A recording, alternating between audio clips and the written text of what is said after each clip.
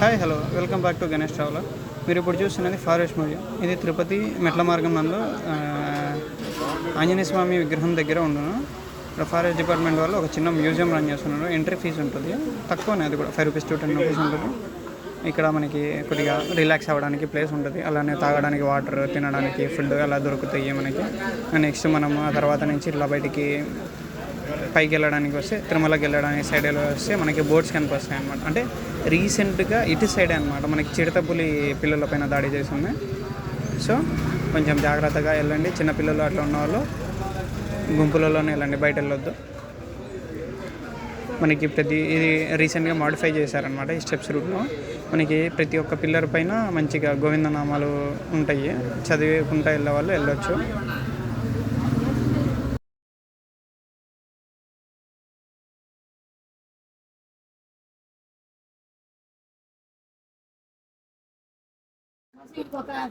మనకి ఈ రూట్లో మొత్తం జింకలు అవి కనిపిస్తాయి అనమాట. అదే ఇంతకుముందు అయితే ఫెన్సింగ్లో ఉండేవి, ఇంకా అవి బయటకు వచ్చే ఫారెస్ట్ డిపార్ట్మెంట్ వాళ్ళు కూడా ఎక్కువ పట్టించుకోలేదు. ఎందుకంటే వాడికి ఫ్రీగా తిరగాలని ఉంటుంది కాబట్టి వాళ్ళు కూడా ఎక్కువ ఫోర్స్ చేయట్లేదు. బాగా ఎంజాయ్ చేయొచ్చు అనమాట నేచర్లో. మంచిగా జింకలు అవి తిరుగుతుంటాయి, బట్ ఫుడ్ అయితే ఇవ్వద్దు వాటికి. వాటి ఫుడ్ వాటికి ఉంటుంది, మన ఫుడ్ ఇచ్చి వాటి హెల్త్ అనేది స్పాయిల్ అయిపోతాయి.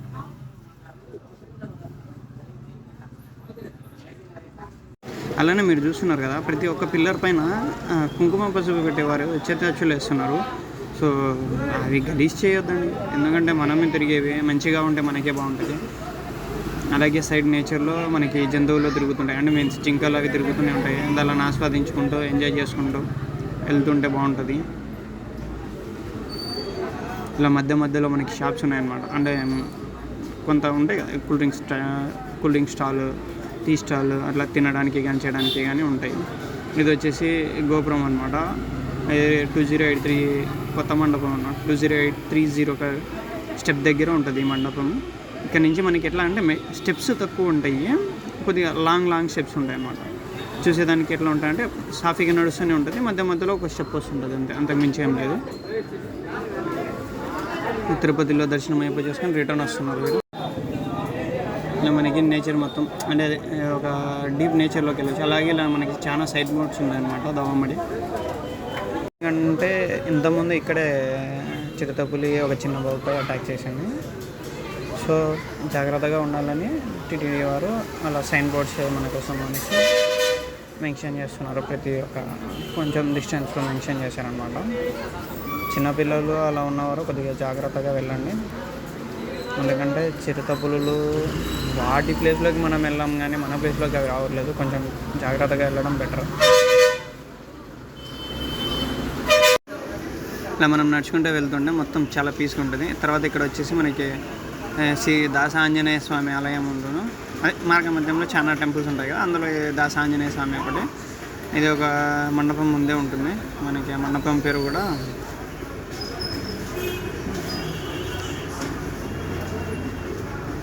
వాష్రూమ్స్ అవి అయితే చాలానే ఉంటాయి. ఇటు సైడ్ అయితే అదే వీరు ఉంటారు కదా, మనకి దవమ్మడి గురుకాస్ ఉంటారు కదా, కానిస్టేబుల్స్, వాళ్ళ ఫ్యామిలీస్ ఇక్కడ ఉంటారు. ఒక 2-3 ఫ్యామిలీస్ మాత్రమే ఇక్కడ ఉంటాయి. తర్వాత వచ్చేసి మనకి మధ్యలో ఇలా వాటర్ ట్యాప్స్ ఉన్నాయి. కొద్దిగా పర్లేదు, బాగానే ఉంది, కానీ వచ్చే డివోటీసే కొద్దిగా స్పాయిల్ చేస్తున్నారు అన్నమాట. మంచిగా మెయింటైన్ చేస్తే సరిపోయింది. ఇది వచ్చేసి మనకి శ్రీ లక్ష్మీ నరసింహస్వామి ఆలయం. అంటే ఇప్పుడు మనం ముందు సైన్ బోర్డు చూపించే కదా, అక్కడ నుంచి ఇక్కడ మధ్యలోనే మనకి లాస్ట్ టైం చిరుతపులి అటాక్ చేసింది ఒక బాబు పైన, ఈ ప్లేస్లోనే అనమాట జరిగింది. తర్వాత వచ్చేసి ఇది వచ్చేసి మనకి లక్ష్మీ నరసింహస్వామి ఆలయం దాటినాక కొత్తగా ఒక బ్రిడ్జ్ కన్స్ట్రక్షన్ చేస్తున్నారు అనమాట. అది కూడా ఎందుకు అంటే రోడ్ క్రాస్ కావడానికి. ఇక్కడ ఒక టర్నింగ్ ఉందన్నమాట. అదే టర్నింగ్లోనే మనం నడుచుకుంటూ వెళ్ళేవారు, తర్వాత వెహికల్స్ తిరుమల నుంచి తిరుపతికి వెళ్ళే వెహికల్స్ కూడా ఇదే రూట్లోనే వస్తాయి. సో ప్రాబ్లం అవుతుంది, తర్వాత యాక్సిడెంట్లు అవి జరుగుతాయి అని చెప్పేసి ముందు జాగ్రత్తగా ఇక్కడ ఒక బ్రిడ్జ్ కన్స్ట్రక్షన్ చేస్తున్నారు. అది ఎలా అంటే ఇటు సైడ్ లక్ష్మీనరసింహస్వామి టెంపుల్ నుంచి పైన నడుచుకుంటూ వెళ్ళి ఒక ఫుట్ ఓవర్ టైప్లో దీన్ని కన్స్ట్రక్షన్ చేస్తున్నారు. ఆ బ్రిడ్జ్ని చూడండి మీరు, ఎంత పొడవు పెట్టిందంటే బ్రిడ్జ్ అంత పొడవుగా కన్స్ట్రక్షన్ చేస్తున్నారు.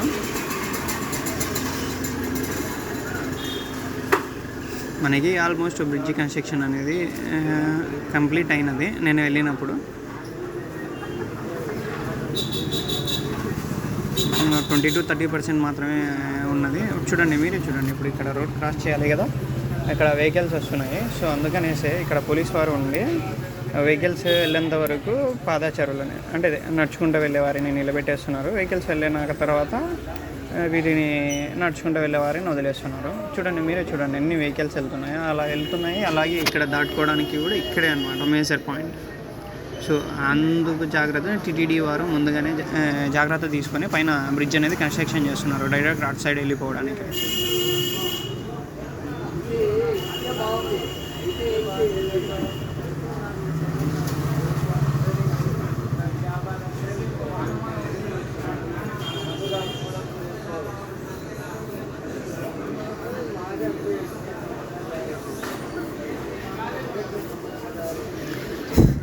ఇది ఒక ముందు జాగ్రత్తగా తీసుకోవడం చాలా మంచిదైంది. ఎందుకంటే నడుచుకుంటూ వచ్చేవారి ఓపిక అక్కడికే నశించి ఉంటుంది. సో మంచిది, రోడ్ క్రాస్ కావడానికి ఇది ఒక మంచి మార్గము. చూడండి, బ్రిడ్జ్ మొత్తం ఆల్మోస్ట్ కంప్లీట్ అయినది. వెల్డింగ్ చిన్న చిన్న వర్క్స్ ఉన్నాయి. పైన షెడ్స్ వేసేయాలి. బాగానే ఉంటుంది, మనకి తొందరగా దాటుకొని వెళ్ళిపోవచ్చు. ఇలా వెళ్తుండగా మనకి అదే మొత్తం రోడ్ పైన వెళ్తాము కొద్ది దూరం. అలా వెళ్ళేటప్పుడు మనకి పైన షెడ్ అనేది అరేంజ్ చేశారనమాట. వర్షానికి ఎండకి నడుచుకుంటూ వచ్చే వరకు ఎటువంటి ఇబ్బంది లేకుండా అరేంజ్ చేశారనమాట. ఇక్కడ మనం వెళ్ళే మార్గంలో మనకి వర్షాకాలం అయితే మంచిగా వాటర్ ఫాల్స్ టైప్లో ఉంటాయి. అదే వర్షం పడినప్పుడు ఆ యొక్క కొండలపై నుంచి వాటర్ అనేది కిందికి జారుతూ ఉంటాయి. చూడడానికి చాలా ఆహ్లాదకరంగా ఉంటుంది, మంచిగా ఎంజాయ్ చేయవచ్చు అన్నమాట. చూడండి, ఇటు సైడ్ ఒక సైడ్ లోయ అనమాట, కేవ్ ఎంతో బాగా ఉంటుంది అనమాట. చూడడానికి మంచిగా ఆహ్లాదకరంగా ఉంటుంది. ఉదయాన్నే అయితే పక్షుల కిలకిల రావాలి, అవన్నీ కూడా ఆస్వాదించవచ్చు బాగానే ఇటు సైడ్.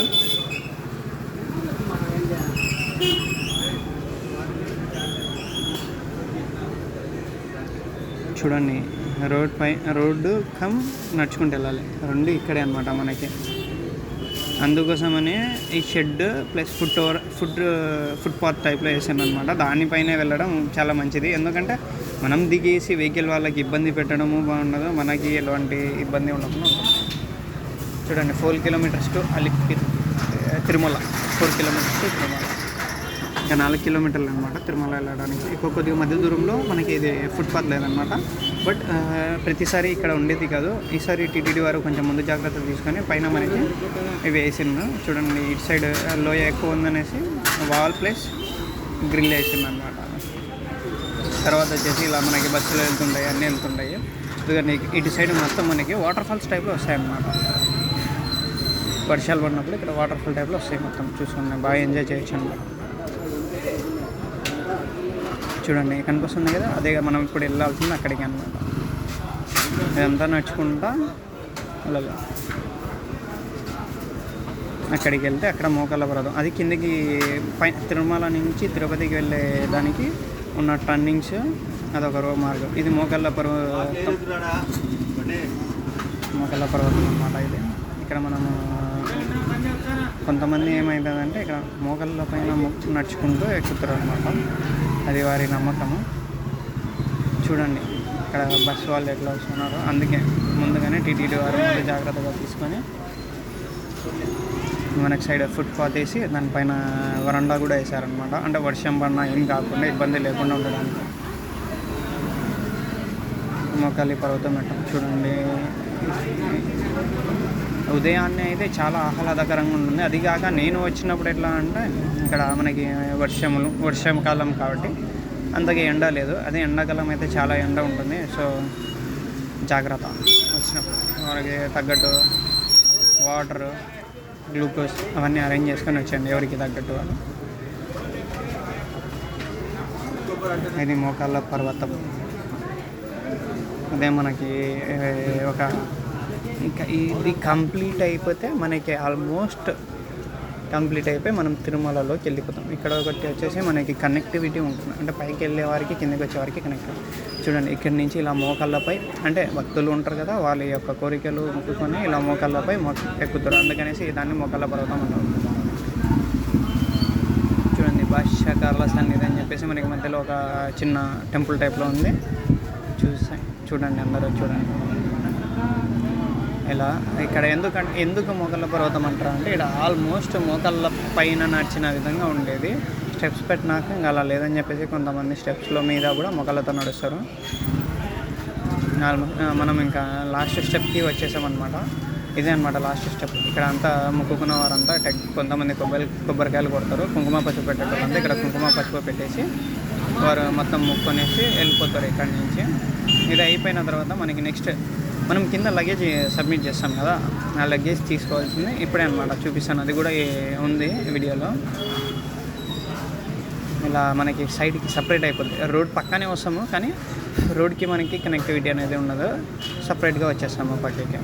మంచిగా ఉంటుంది. ఎంటర్ అయినాక మన ఇట్లా ఒక వస్తుంది. దాని తర్వాత వచ్చేసి మనకి ఒక ఎలక్ట్రిక్ సబ్స్టేషన్ వస్తుంది. దాని అయిపోయిన తర్వాత ఇప్పుడు మనకి ఇక్కడ ఒక నోటీస్ బోర్డు ఉంటుంది. దాని తర్వాత వచ్చేసి ఇక్కడే అనమాట మనం కింద ఇచ్చిన లగేజ్ అనేది ఇక్కడ కలెక్ట్ చేసుకోవాలి. మనకు వారు ఒక స్లిప్ ఇచ్చింటారు. ఆ స్లిప్లో మనకి క్యూఆర్ కోడ్ ఉంటుంది.